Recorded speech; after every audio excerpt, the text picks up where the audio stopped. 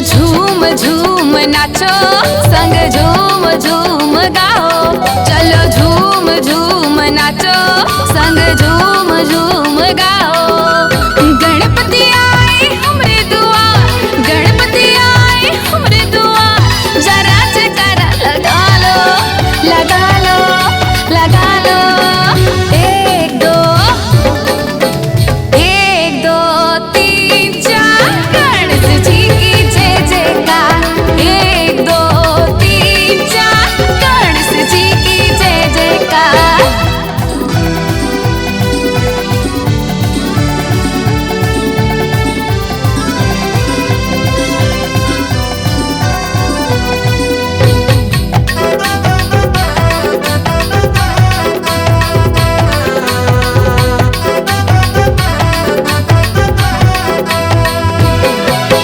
प्रथम चरण तोला पखार, देवो मा देवा तोरे। दूजे सुमरनी शिव भोलाला, जन जन के काज बनाए।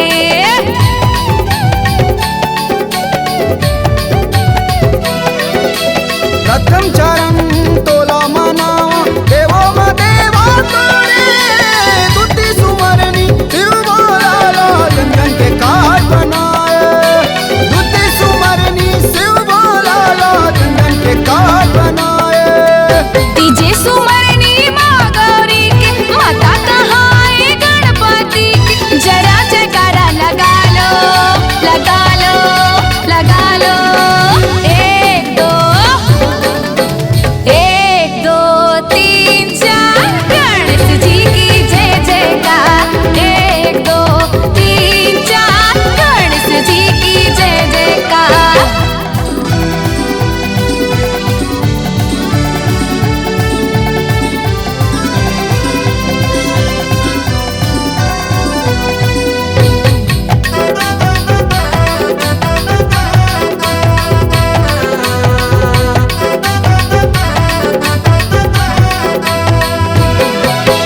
माथ में सिंदूर तोरे सजाऊं, लड्डू के भोग लगाऊं। हरा पीला लाल कपड़ा तोरे चरण में चढ़ाऊं।